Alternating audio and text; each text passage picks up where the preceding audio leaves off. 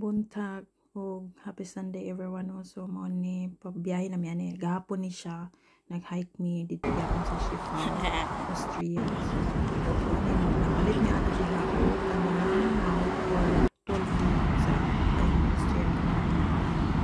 Mo na siya Utang si uncle. 12 euro naman ata na siya karon. So mo na siyang view sa among naagihan no. O nindot nga church. So sa nindot po ang panahon no, nindot ang church, diba?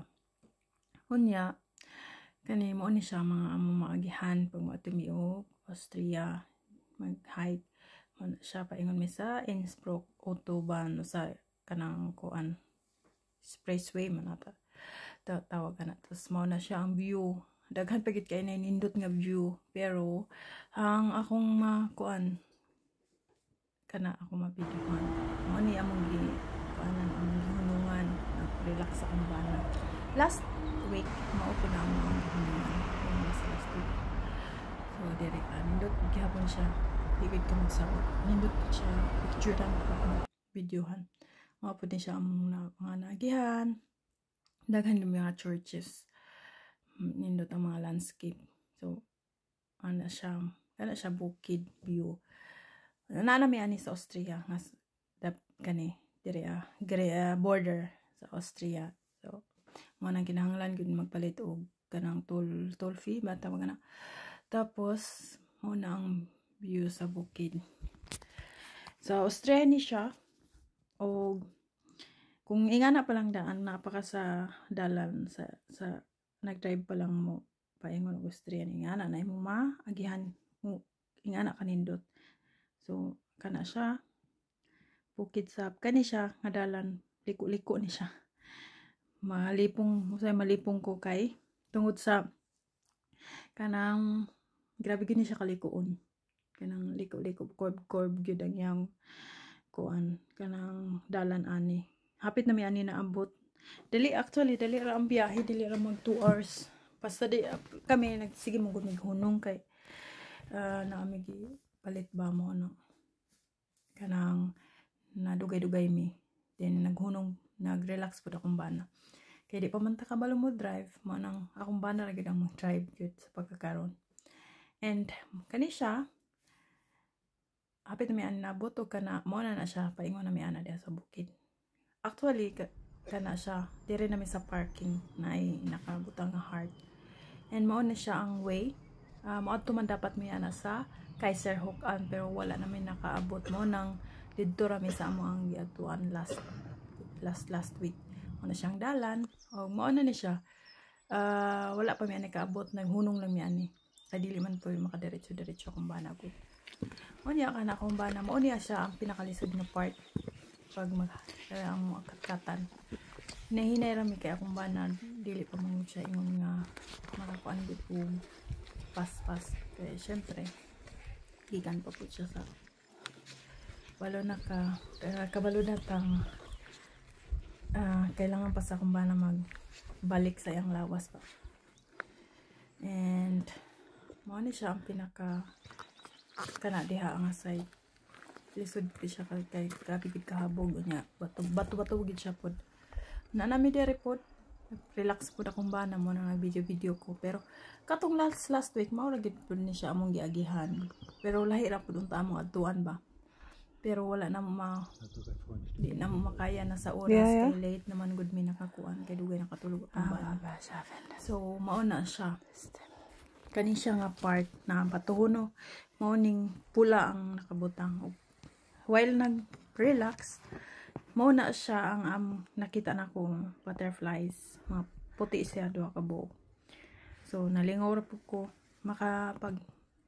actually pag naagid ka sa bukid mawala gid ang stress tanan. Kung papilion ko mag-hike or sa syudad mag-hike gid ko dili gid ko sa syudad mo nang grabe worth it gid po og sa bukid ka nature grabe dili ikabaylo. So mo na siya makita ninyo mga kuan mga bato kanang niya mo na siya nanami diha sa taas makita nimo ang bukid view sa bukid on yeah, grabe kanindot. Dili ka mahayan bisag kapoy, pero dili pud ka magmahay sa view. Super duper amazing. And sa parehas nako siguro ma-appreciate gyud ang unsa kanindot ang ma-appreciate gyud nimo unsa kanindot ang unsa kanindot ang palibot, ang nature, kana makita pa lang nimo na ka sa taas nya kana siya nasa ubos, makita gyud nimo. Grabe ka, grabe. Makaingon kag pwede dili nilang kumagpuyo, pero kinahanglan mo putang balik sa asa ta nagpuyo kay although nindot siya pag summer, pero pag winter ni siya diri ang tugnaw pud kay ni diri. And wala siya hilig lang ko kaayo mag video, hilig ko mag picture kay pag abot gid sa nature, grabe, dili mas pilion pa gid nako ang kanindot sa ato ang kalikasan ba, mga kumbana hinahinay man gud akong bana mo kat mana ako mag video lang kung naami sa taas-taas na hapit na namin nabot mga 25 minutes na lang. Actually napagid mi tana sa 1 hour, kaso ang problema wala namin ni dayon dito sa taas sa among atuan gyud kay wala na time munaog pa mi hasta pong tugnawa na nga time. Grabe ang hangin mo nang nipahuway mi tira grabe ang hangin anin nag-jacket gali mino kay tungod sa katugnaw.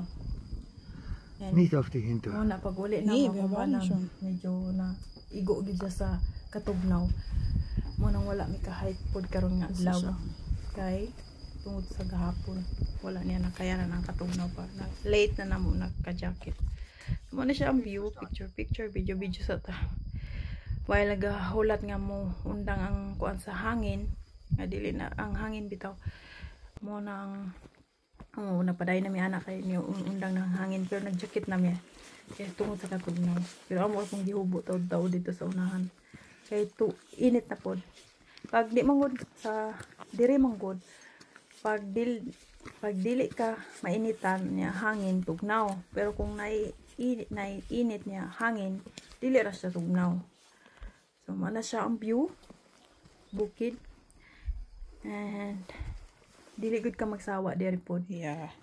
Diri ana pod mi sa hapit na mi ani naabot, gamay na lang. So mao gyapon ang view. Kadi among giagihan man gud kada kuan mo na view sa lake. Mo nang grabe gud kanindot. Napahuway akong bana kana nag video na po ko nindot siya no. Ingon akong bana nindot to diri ang optic. So wala ko laing maingon. Kung sama mo nako pwede mo diri mo anhi, pwede mo mag-hike, dali ra kay siya katkaton. Kung taga diri mo sa Munich 1 hour ka pin na, kung sige go nung 1 hour 30 minutes man siguro ni, pero kung kuan 1 hour 10-20 minutes naman ata ni pag dili sige go nung dula ako glowing sa kanang kuan di man dali mo di pahoy po naman ani mo tapos manglupad mo niya. Diba? Bato. Kaing bato. Sa kilid na. Sa kuan. While pahuway na po akong bana. Mag-video ragid ko.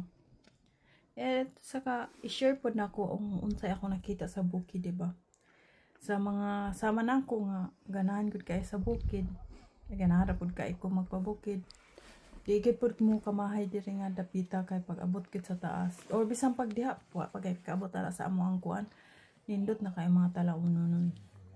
Usa pa dili pod mo kamahay diri ang dapita kay worth it gyud pag mukatkat na mo diri. And makita gid ninyo ang kanindot. Diri na hagdanan no. Nagpahuway na pud akong bana nga katkan. Paingon na pud siya. Mo ni among gipangagihan diri. Ang kanindot sa mga bukid diri no kay naagid sila maki-shield kay na makita nimo asa ka mo adto, tapos na yung mga pangalan. Tapos kita po nimo nga daghan na ginikatkat. And daghan pud may ana mga nasugatan kay sa taas ana naagit po siya. Pwede mo dito mukaon, mag-inom-inom og beer, mo inom mo bisag unsa inyong mga inom dito na yung mga naiinom na yung mga pagkaon po. Na siyang view. Makita gihapon ninyo ang lake. Inaanam mo yan, hapit na may naabot. Pero makita gihapon ang kanindot sa lake. And muna siya. Yeah, makaingon ka. Grabe ka, super ka. Amazing. Karang nindot ko siya. Yeah, makita gihapon ninyo ang view. Sa bukid. Munang bisag kapoy dili-dali, pero pag makita nimo ang ingana kanindot nga view, mawala imong kakapoy. Dili lang kay mawala imong kakapoy, mawala pa imong mga kipanghuna-una nga bugat sa imong kasing-kasing. Mawala pa gyud. And makahappy siya kay makita pa ka sa nindot nga kanindot sa nature, and banding na po ninyo nga mag-asawa. Amoy banding ba kanang sulito na to ang panahon nga naapa mong duha. So kana may gali kay pareho may gusto sa akong bana. So like akong bana nagamay pa na siya, magkakatkat na gina siya bukid. Yeah. Mo nang thankful po ko kay ihapon gipalang taw ang kanindot sa bukid. Actually wala mi kaabot sa grabe na ako ka mapasalamaton kay na ako'y banang nga gi-share niya late na ang kanindot po sa bukid. Kaso lang edad namin, so di na namo malibot ang tanan bukid. Alarm nakabalik og tulog mo. Daghan po kay bukid oy. Kinahanglan po og second or third life siguro. Aya malibot ni tanan diri bukira. Una siya ang view o diha mo kaning dira. Pwede mo diha mo kaon. Ay kan ano diha. So unsay inom bana nagkaon baon man tay whiskey mga ingana diha. Kaya mamuntaingon sa among nasugatan. Ang uban mga whiskey ba may kanang akong gipakita. Kana apo diha makainom. So mao ni amo ang naamantay mo nasugatan nakaani na sila dito. Pero giingon mi pwede daw mi dito mukaon. Pero kami mo nagadalamig pagkaon. Wala siya ang view. Bumalik kami nangaon tapos as in kanang sa kakapoy sa mong trabaho, nagtrabaho kag 5 days a week, 2 days ra imong pray, wala pa gyud kay wala baka bakasyon worth it ra pod og 2 days kamo ato ka sa bukid na imong makita. Pag musaka ka ani, pag makita nimo na siya ang kanindot sa view.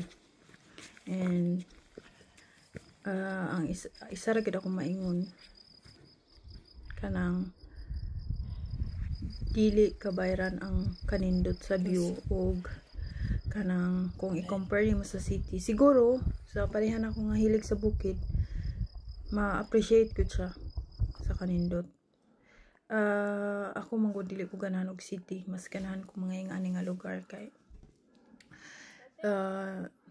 siguro kanya-kanya man puta gusto, kanya-kanya og gusto ang tao. Basta kay kami lahi. Nakita na po na ko ang Gimsi. Kana siya, nagatubang na siya. Dati manggod. Nakatalikod na to siya. Nakalubot makita niya. Kaya nidagan man dahil. Kuan siya, mahadlok siya. Maniid na po siya. Mutanawan na siya sa imuhan niya. Pag dool na ka, mudagan na dahil na siya. Ako manggod nang siyang gihigutan. Mutanawan siya sa imuhan. Naniid na po na siya. Nidagan na dahil na siya tataod. Kaya nababa naman. Naana na siya diha. Ito na siya, nagtanaw gyapon. Layo na siya. Palayo siya sa amo. Okay. Ako man po na siyang istorya. Hindi na ako mabuhutan man may. Pero wala gyapon. Ito na may anak sa lake. Na naman sa ubos mo na siya makita sa ubos mo. And kaya na diha nga side na namin diha sa lake. So mo na siya ang tubig. Pero diri nga side bawal na siya maliguan diha. Private ko ano na siya, private nga lake niya. Pwede ra maglingkod pero di ka pwede maligo kay kung unsay may tabo sa imo, syempre ang lagi siguro ang managot mo nang bawal siya. Pero mga ligo na ito nga side. Pwede ko diha maligo pero kuan manggod siya kanang naitagiya ba. Pwede lang siguro maglingkod-lingkod Wa man po'y nakabutang nga bawal maglingkod, pero bawal gid maligo. Kay kung siguro pag kung say may tabo sa imo nga luoy man po ng tagya kung sila managot nga kuhan. So na siyang palibot. Ano na siya. Hindot siya. Wala kayo dagang tao. Nagimot-imot sa tadi ano. Nagkulakaw. Sin grabe kanindot. Kamera usay na may duha diha na murag kana time kuan ra kami unya na duha. Ni balik ra pud dayon sila. Nagikaon-kaon ra sila og ice cream. Ni uli ra pud katong duha pud nga mag-asawa man to. Picture ra pud. Di ba? Nya diha sa Atbang makita ninyo diha na ay paupahan diha kung gusto mag-rent na diha. Kana Hinterstein Lake Schifau, Austria. Mao na siya diha. Nagimot-imot ta, nagpicture. Nagvideo. Nagpicture po ta diha ang time. Yan na siya kanindot. Kanya alas 8 na may nakauli. And diha apod mo nang katugnaw na po diha pag wala namang gud ang adlaw. Grabe nakatugnaw pod ang hangin. So kuan pa man gyud spring pa mo nang tugnaw pag siya dili pareha sa ato ang bisan pag wala nay adlaw init dire dili bisan pag moing kag summer na dire pag wala na gyud adlaw tugnaw gyapon di pareha sa ato ang bisan pag kuan init nindot yang view no pauli na may ana gikapoy ka ikuan na nakatulogod ko anang simbahan pauli na may nya nga kanang pauli na may ana nga time naabot may mga alas 9:30 sa gabi. Ako grabing tulog mga 45 minutes ko natulog sa kyanan nihagok lagi ko